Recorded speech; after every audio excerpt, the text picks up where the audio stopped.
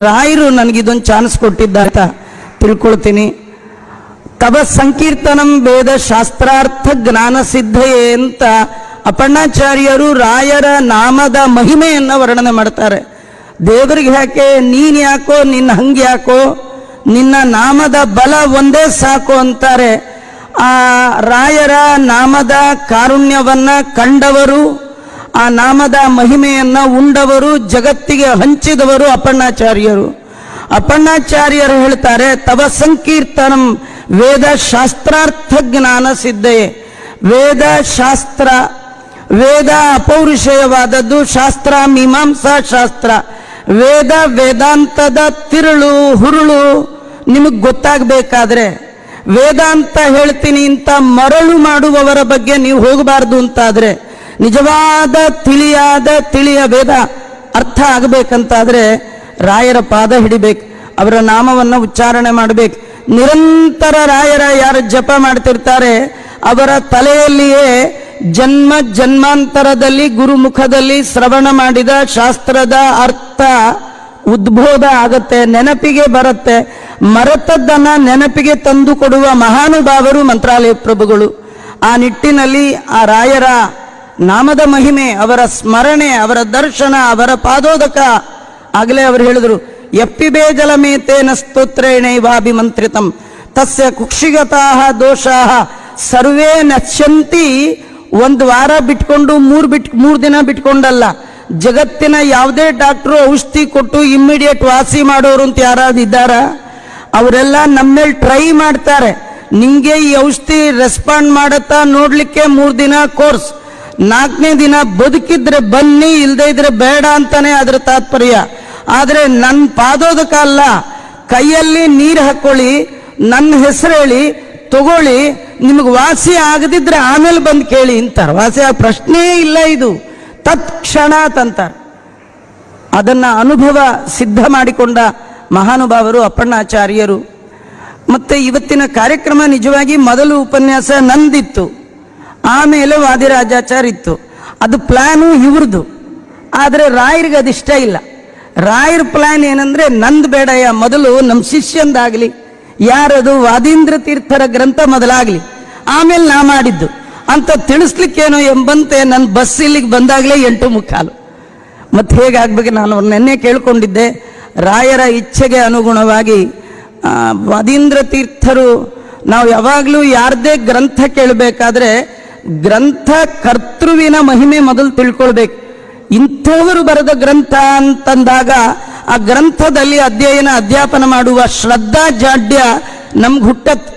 ಹಾಗಾಗಿ ಮಂತ್ರಾಲಯ ಪ್ರಭುಗಳು ಇವತ್ತಿನ ಈ ಉಪನ್ಯಾಸದ 7 ದಿನದ ಉಪನ್ಯಾಸದ ಆ ಶ್ಲೋಕಗಳ ಗ್ರಂಥ ಕರ್ತೃಗಳು ರಾಯರು.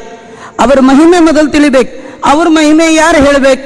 ಯಾರ್ಯಾರೋ ಹೇಳಿದ್ರೆ ಆ ಮಹಿಮೆಗೆ ತೂಕ ಇಲ್ಲ. ಅದನ್ನು ನೋಡಿದವರು ತಿಳಿದವರು ಅವ್ರು ಯಾರಂದ್ರೆ ನಮ್ಮ ವಾದೀಂದ್ರ ಶ್ರೀಮತ್ ಚರಣರು.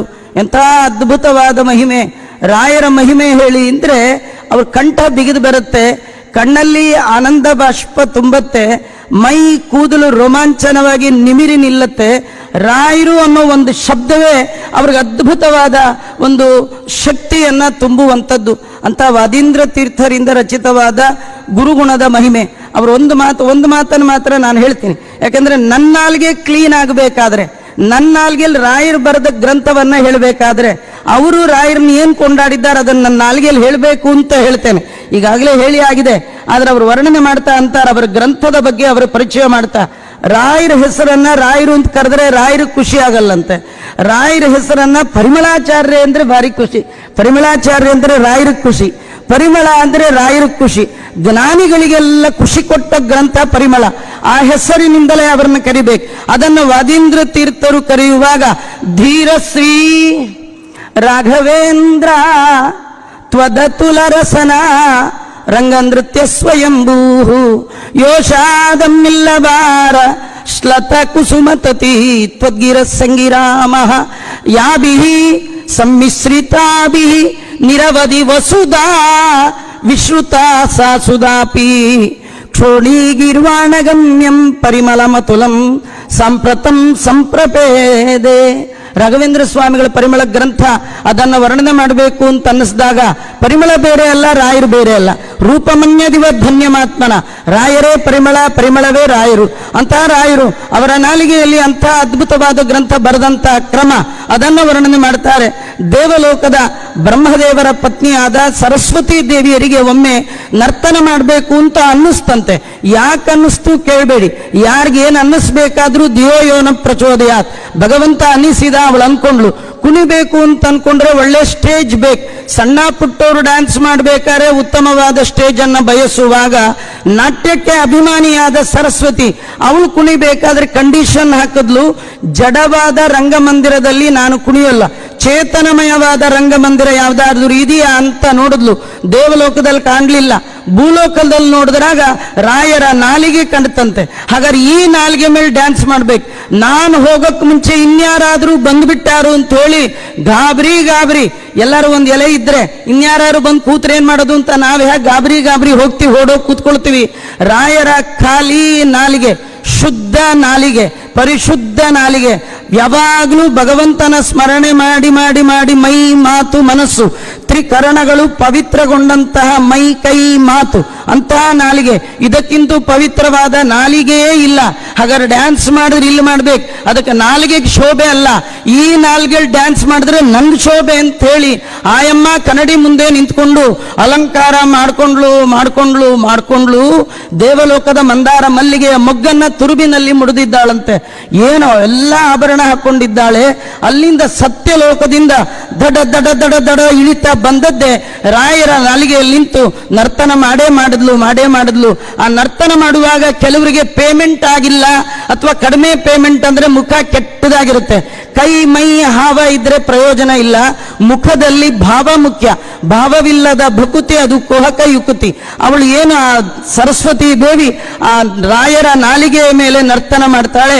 ಕೈ ಮೈಯಲ್ಲಿ ಹಾವ, ಮುಖದಲ್ಲಿ ಭಾವ, ತಲೆಯನ್ನ ಕುಣಿಸ್ತಾ ಹಾಗೆ ಹೀಗೆ ಮಾಡುವಾಗ ಮುಡಿದ ಗಂಟು ಸಡಿಲಾಗಿ ಮುಡಿದ ಮಂದಾರ ಮಲ್ಲಿಗೆಯ ಮೊಗ್ಗು ರಾಯರ ನಾಲಿಗೆಯಲ್ಲಿ ಜಾರ್ತಂತೆ.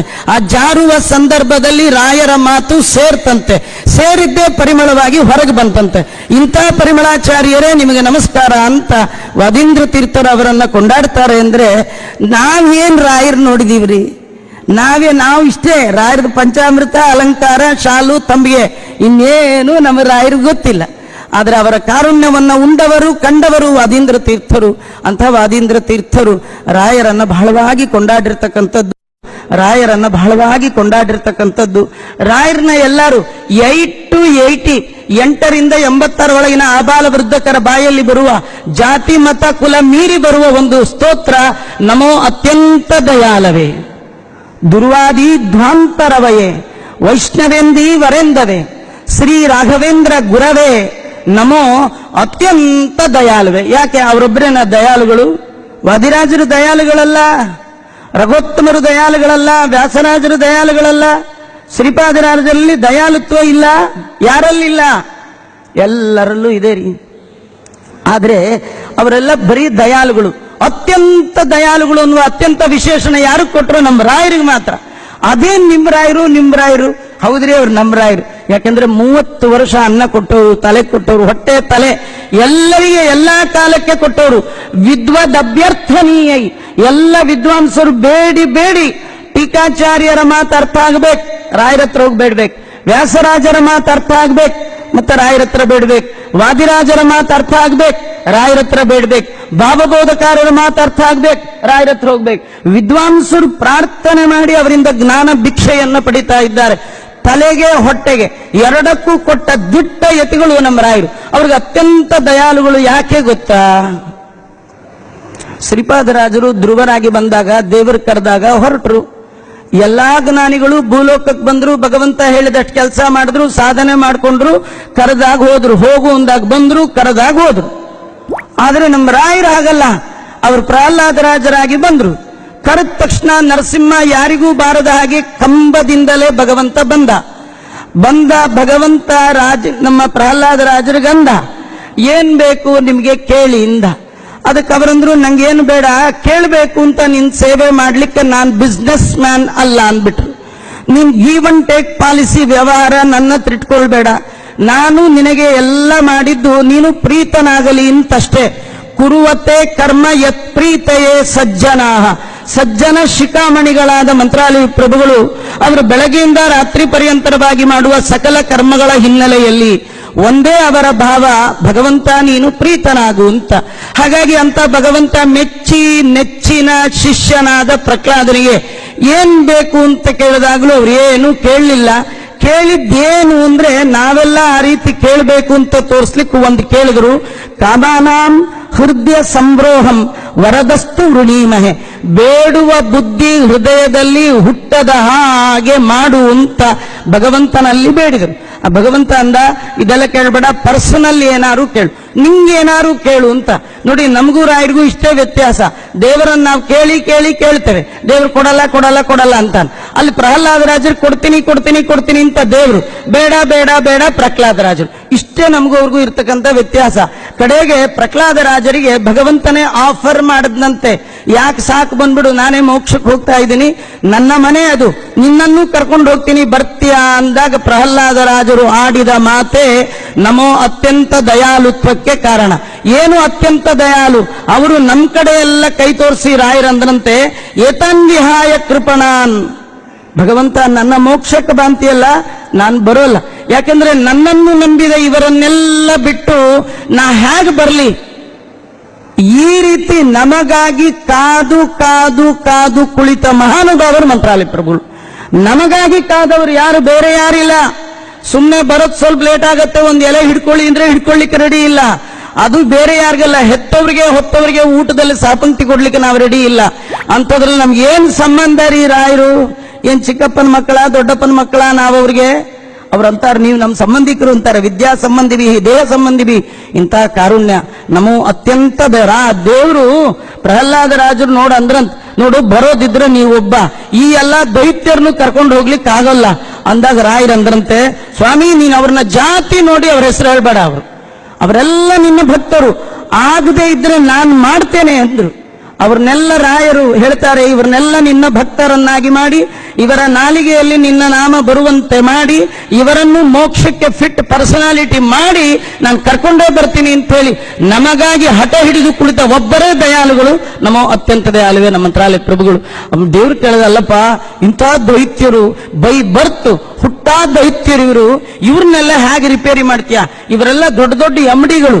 ಎಂಡಿಗಳು ಅಂದ್ರೆ ಮ್ಯಾನೇಜಿಂಗ್ ಡೈರೆಕ್ಟರ್ ಅನ್ಕೋಬೇಡಿ, ಎಂಡಿ ಅಂದ್ರೆ ಮ್ಯಾನುಫ್ಯಾಕ್ಚರಿಂಗ್ ಡಿಫೆಕ್ಟ್ ಅಂತ. ಹುಟ್ಟುವಾಗ್ಲೇ ಕೆಟ್ಟದಾಗ ಹುಟ್ಟಿದಾರೋ, ಒಂದಿನ ಗೋಪ್ಚನ ಹಚ್ಕೊಳ್ಲಿಕ್ಕೆ ಬರಲ್ಲ, ಇವ್ರನ್ನ ಹೇಗೆ ಕರ್ಕೊಂಡ್ ಬರ್ತೀಯ ಅಂತ ರಾಯರಂದ್ರು. ಇವರಿಗಾಗಿ ಜನ್ಮ ಜನ್ಮ ಎತ್ತಿ ಆದ್ರೂ ರಿಪೇರಿ ಮಾಡಿ ಆದ್ರೂ ಕರ್ಕೊಂಡ್ ಬರ್ತೀನಿ ಅಂತ. ಒಂದ್ ಜನ್ಮ ಎತ್ತಿದ್ರು ರಿಪೇರಿ ಆಗ್ಲಿಲ್ಲ, ನಾವು ಮತ್ತೊಂದು ಜನ್ಮ ವ್ಯಾಸರಾಜರಾಗಿ ಬಂದ್ರು, ಹಾಗೂ ರಿಪೇರಿ ಆಗ್ಲಿಲ್ಲ. ಮತ್ತೆ ಮಂತ್ರಾಲಯ ಪ್ರಭುಗಳಾಗಿ ಬಂದ್ರು, ನೀವು ಓದಬೇಡಿ ಬರಿಬೇಡಿ ಏನು ಮಾಡಬೇಡಿ, ದಿನಾ ನಂದು ಒಂದು ಲೋಟ ಪಂಚಾಮೃತ ಕುಡಿತಾ ಇರ್ರಿ, ಒಂದ್ ಸ್ವಲ್ಪ ಪಾದೋದಕ್ಕೆ ತಗೊಳ್ಳಿ, ಒಂಚೂರು ಮಂತ್ರಾಕ್ಷತೆ ಹಾಕೊಳ್ಳಿ, ನಿಮಗೆ ನಾನ್ ಸ್ಟಾಪ್ ಮೋಕ್ಷ ನಾ ಕೊಡಿಸ್ತೇನೆ ಅಂತ. ಇಂತಹ ಕಾರುಣ್ಯದ ಕಡಲು ನಮ್ಮ ಮಂತ್ರಾಲಯ ಪ್ರಭುಗಳು. ಅವರು ನಮಗೆಲ್ಲ ಮೋಕ್ಷಕ್ಕಾಗಿ ಕೊಟ್ಟದ್ದು ರಾಮಾಯಣ, ಇದೇ ಮೊದಲಾಗಿರ್ತಕ್ಕಂಥ ಗ್ರಂಥಗಳ ಸಂಗ್ರಹಾತ್ಮಕವಾದ ಚಿಂತನೆ.